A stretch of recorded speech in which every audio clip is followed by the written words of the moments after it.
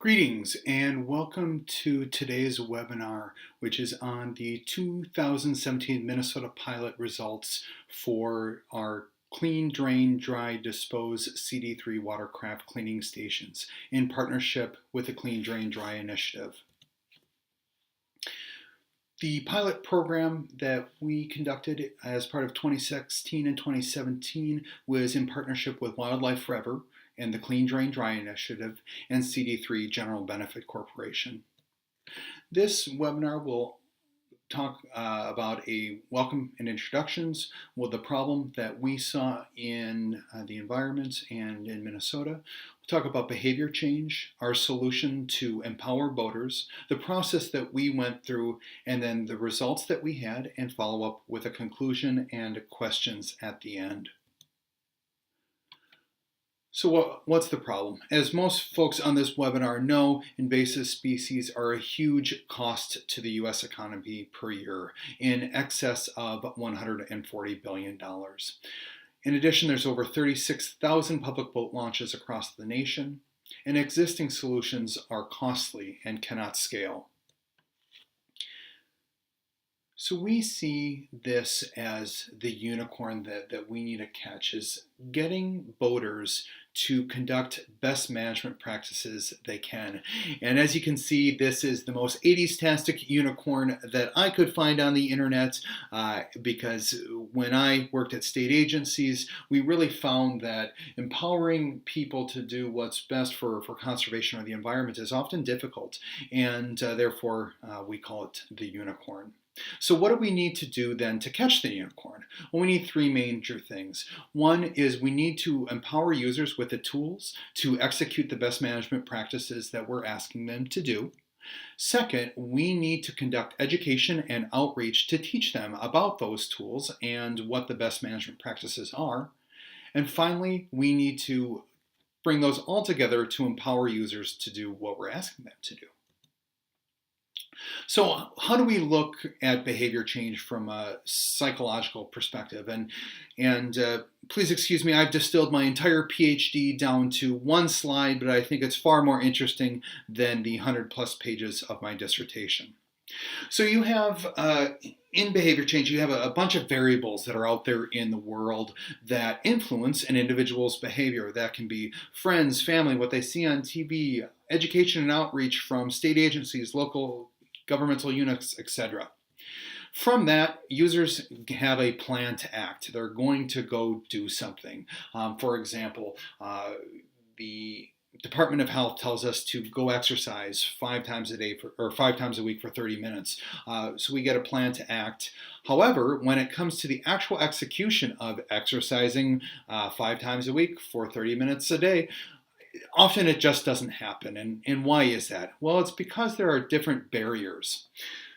For example, I was totally sold in junior high, or probably earlier. That is a picture of what was my Trapper Keeper. So I wanted my first car to be a Ferrari. I had a poster, I had the Trapper Keeper. So there's a lot of high brand value. All the cool kids are absolutely doing it.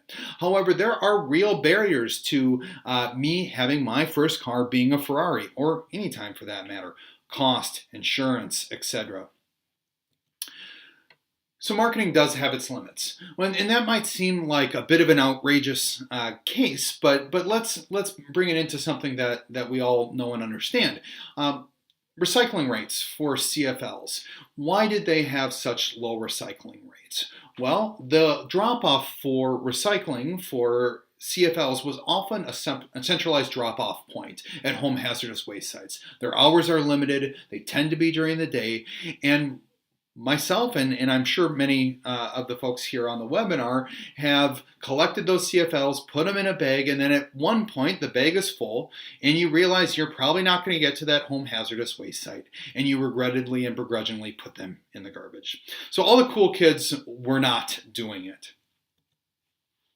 So what are some examples of successes? Well, this is a product that I think is a great example of success. I used to live down in the Florida Keys. Before there were lionfish, we would spearfish, and However, once lionfish did come into the Keys, the Florida Fish and Wildlife wanted people to visually ID them, shoot them, cook them, and eat them. Well, how does that happen? Traditionally, you would be spearfishing and you'd have a mesh net. That mesh net simply would not work for lionfish. They're venomous, their spines stick out when you shoot them. So there was a great invention that came up called the zookeeper. And you can see here, the spearfisher person, the angler, can shoot a fish, fill up their zookeeper, and continue to snorkel or scuba dive. And so this was a key product to overcome the barrier of shooting lionfish. So to give you some background on the CD2 initiative, pushed forward by the Wildlife Forever, what they have been done is really look to partner locally with LGUs and do community-based outreach. They've offered full-service media, products, educational resources, and marketing and advertising, and consistent BMPs calling for cleaning, draining, and drying. And with that outreach, it was very targeted, looking to influence behavior. For example, this is some of the iconic imagery that's being used for the Clean, Drain, Dry initiative, really pushing boaters to clean, drain, and dry their boats. They also have the Clean, Drain, Dry app, which allows for geofencing, and geofencing is the ability to identify where a user is based on their GPS in their phone and get them very targeted messages, in this example on Lake Riley, about cleaning, draining, and drying. They also have done paper materials focusing clean, draining, drying, vans with wraps, so many different creative ways to get the clean, drying, dry message out there. Again, another example of iconic messaging, very positive picture of young children tubing, enjoying the outdoors, and really looking to then preserve that by cleaning, draining, and drying. So therefore, what we're having occur in the marketplace is states, LGUs, nonprofits are really pushing the clean, drain, and dry message. So then boaters are planning to act. However, as noted before, there are barriers then to people actually executing those behaviors of cleaning, draining, and drying. And much of the research shows that it's because the tools aren't available or it's perceived as being too difficult to do. So what are those barriers? Well, from a pressure washer standpoint, there's a high cost in having high heat, high pressurized decontamination stations. They must be staffed and you have to have water catchments. Staff inspection has ongoing costs. It's difficult to recruit and it's often difficult to manage the staff. In the scenario where there's no resources, there's a lack of light, people can't reach under their boats, and there's just generally not the tools to execute best management practices. So what's the solution? We thought the solution then was to empower boaters. You wouldn't have someone come into your home wearing a muddy pair of boots and tromps all over your living room, right? So what do? You put out a welcome mat and you have that welcome mat so people can clean off their boats or take off their boots before coming into your home. Without that tool, we're not empowering the visitor. And so we want to be as simple as a doormat at the water's edge. So looking at what we did for our pilot, our goal was really to engage public, nonprofit, and private institutions. From the public side, those are the folks that are really doing a good job at the science and outreach and education, and we asked them to participate in this iterative design process. From a nonprofit standpoint, we had Wildlife Forever, who really acted as a bridge builder to different stakeholders. They do education and outreach, as well as they're able to advocate. On the private sector, on the CD3 side, our goal was to have vision for empowering users with tools, to execute the creation of those tools, and to really garner and gather input from those different public, nonprofit communities to help influence our design process. So we started out with an initial design, which admittedly was a little militant and was a more or less an expensive garbage can. So we brought that to our important stakeholders and said, hey, what do you think? What tools do you use? What would you like to see?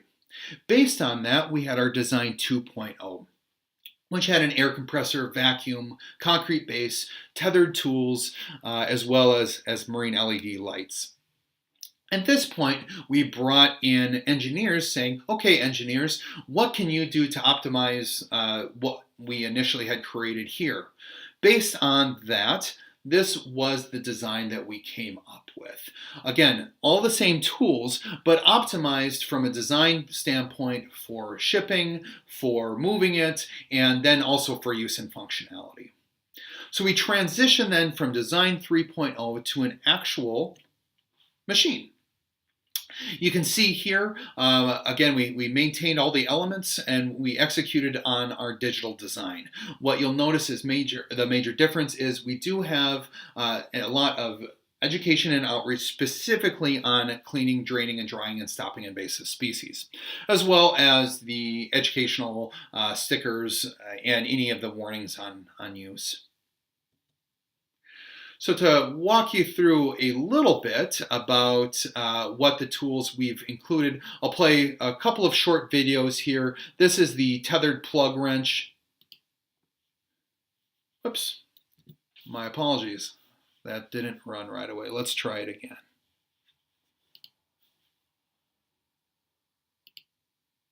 There we are.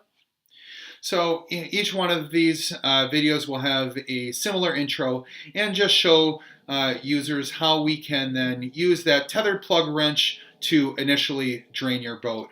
While we talk to folks about cleaning, draining, and drying, really draining is the first behavior that we ask folks to do. You'll see it in use here. So the next tool is the reach tool, and I'll show you that in use. Again, same intro. The concern we had with people being able to remove weeds from their trailer is often very difficult for folks to, especially elderly folks, to get below the boat, and it presents a safety issue as well. So we have a tethered reach tool which allows people to more easily remove weeds from the bottom of their boat. The other tool is a brush tool, which again, focusing on physical removal to help users with an extended brush to do exactly that. So I'll play that for you real quickly as well. So that brush tool, again, when you have boats that come out and might have a scum line, help them brush it off, but really focus on physical removal of any of those macrophytes that might be on here. Again, this tool is really focused on the day user, for the day user to be empowered to clean, drain, and dry their boat. We have a wet-dry vacuum. A key part of making sure we can dry out all areas is to have a heavy-duty wet-dry vacuum, which allows folks to dry out any of those hard-to-reach areas that might still have water in them, as well as disposing of any bait that they might have.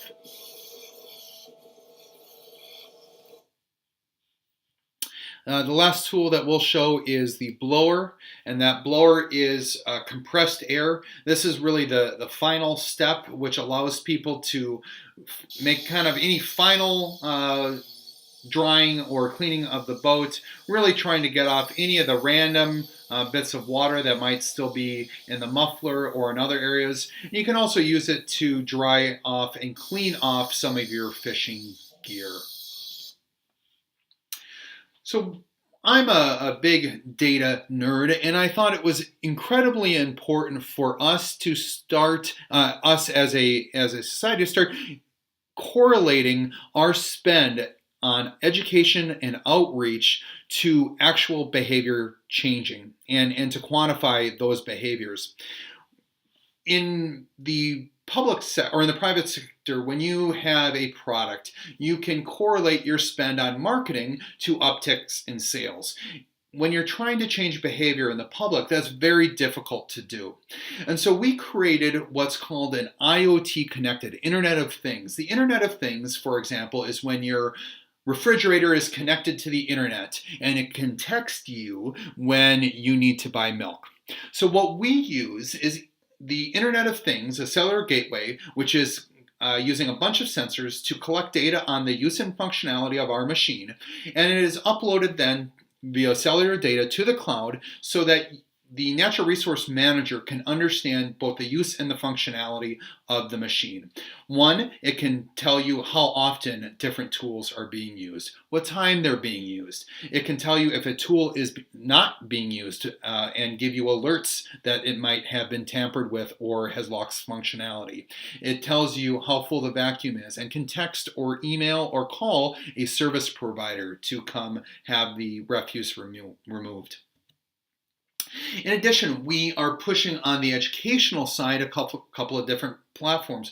One is we have stopais.com. Stopais.com is a shortened URL and a static website which allows users with even one bar of data to access different instructions based on their specific type of vessel so that they can understand how to use the CD3 station to clean, drain, and dry their boat. In addition, we have the CD2 app. The CD2 app is what I talked about before from Wildlife Forever, which then allows you to use what's called augmented reality. Think of Pokemon Go. So use your camera to, instead of scanning a QR code, it uses a picture queue, which will queue up specific videos, specific video directions to clean, drain, and dry your boat based on the type of boat that you have. And so this is one example. So again, this is a fishing boat, and it's a 1-minute video which really just walks the user through when they bring their fishing boat to a station, how they're going to go about cleaning, draining, and drying. So the first is draining. Put on the bilge, lower your engine, and pull any plugs. Then you're cleaning your boat with the tools and removing any weeds and or debris, as well as cleaning off your gear, particularly for lakes that have spiny water fleas. They're using the brush and the squeegee as needed, and the vacuum to remove any mud, debris, or any water that might still be in the boat. Finally, you're going to dry any remaining water that might be in different compartments and use the compressed water. And finally, dispose of your bait. So that's an example of one of the videos that we have available. So we're going to transition to what the evaluation side of this looked like. In the beginning, when we asked our partners, what does success look like? Three Rivers Park District wanted data to show use and increasing use. Hennepin County was interested in understanding, or in that the public identifies the value in the infrastructure and not see it as an atrocity. They just also wanted to see the general adoption of the technology across the state of Minnesota. Kenosha Township was particularly interested in the functionality and the use of the machine in the field. So what are the results? What results did we get? So Bryant Lake. Bryant Lake is a suburban location in the western suburbs of the Twin Cities, and it's located specifically within a park district. It's an above-the-curb. It was installed above the curb, and we ensured that the entire machine was ADA compliant for either being above the curb or at street level. It is a retrofit, so we worked with what we had on the site, and it's designed for day boaters to clean out. We found that since June 21st, we have over 3,800 total BMP tool uses, with the top uses being the brush, the reach tool, and the wrench. Pike Lake is a more rural lake outside of Duluth, Minnesota, which is in the northeastern part of the state. And it is an at-grade site. And you'll see we had bollards installed there to help protect the machine. It's owned by a municipality. It's a retrofit, and it is designed to either clean in or clean out. And you can see right here that boats can pull in or pull out. Since June 27th, we had 885 total uses, with the top uses being the vacuum, brush, and wrench. At the first Minnetonka site, it's a little bit different. It's a solarized version, and this is a very suburban site. It's likely one of the busiest lake accesses in the state of Minnesota, on one of the lakes that has some of the most AIS species in the state. It's county owned. It was put in at street height. It is, again, a retrofit, and it was designed for a clean in or clean out site. Again, it is a solarized unit, which would allow it to be off-grid. Since August 16th, we had 679 total uses, with the top uses being the grabber, the brush, and the blower. Lake Riley, we called our Cadillac of sites. This is because it was a total redesign site specifically for having a AIS cleaning station. And that was designed based on SOBA's suggestions. And because of that, we believe we've seen a lot of extra uses since September 22nd. This site is municipality owned. Again, it's street height. It was a custom design ramp, and it was designed for the clean out. It had 435 total uses since September 22nd, with the top uses being the grabber, the brush, and the blower. Our last site, we had some difficulties because there were some electric issues which we had to deal with, so it got installed later. But what you can see here is that it is sited in coordination with what it has dumpsters as well as recycling and organic waste. So really providing the user everything they need for cleaning, draining, and drying. We have now winterized all units, and they have a canvas cover to keep the elements out and keep the critters out, and we are getting them ready for next year. So what does that look like for total uses? So we had over 6,600 total uses of each tool. You'll look and see that the lights were likely one of the lowest tools being used, but that really makes sense because it's only part of the day that users have access or need lights, and and we found that the lights are being used in low light conditions in the evenings and early mornings. So the brush tool is used the most, followed by the grabber, the blower, or the plug wrench, and the blower and the vacuum. So what are the key points here? Well, the goal that we had was for this machine to essentially be a billboard to complement outreach and messaging and connect that outreach and messaging to tools to empower users. It provided 24/7 access and use, which is a $50,000 plus value per year, assuming a $12 per hour per year. It's a 7+ year asset. There's automatic metrics and maintenance alerts, and we found that it really has a low O&M operation and maintenance between electric and septic of being approximately $250 per year. And that's including some breakage, minor breakage on some of the tethered tools. So we've been invited to speak on this across the country. There's been a lot of interest, not only here in Minnesota, but across the country, and really just had a lot of interest, so that's been fantastic. That interest has also been in the public, and have had press here in Duluth and Twin Cities, as well as outdoor news and with local watersheds and lake associations. So looking ahead to the spring and summer of 2018, we're transitioning to full commercialization. We will be conducting surveys and interviews, and we're committed to continuing to do research as far as the efficacy of our cleaning stations. So in summary, the stations are being used. We have not found the stations to be vandalized. We have low operations, and if you have any questions that aren't answered here, feel free to reach out to either Pat Konzemius at Wildlife Forever or myself, Ed at cd3station.com, and I'd be happy to answer them for you. We have a few questions that are queued up here, and happy to go through them now. The first question is, who does the concrete work? In an ideal situation, the county, the city, any of the local landowner would do that concrete and electrical work. That is a bit of the wild card for installation, and it depends on where electric is and what that's going to cost for you. Happy, certainly, if in the absence of vendors, to put you in touch with concrete or electrical vendors, but most cities and governmental units have contractors that they've worked with. The other question is the vacuum hose auto-retract, or do people have to coil it and hang it? The vacuum hose does not auto-retract. You hang it just as you would at like a gas station vacuum. What is the cost of the solar power option? We're working on it right now. We over-engineered the initial design and created really too much energy. And so we're trying to get the cost on that, and we will, if you're interested in that, happy to follow up. The next question, can you change out the decals on the CD3 unit?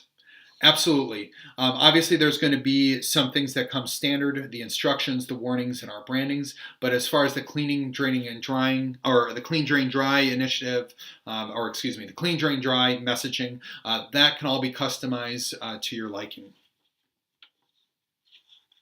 The next question, when do you envision that these units will be available for purchase and installation in other regions of the country?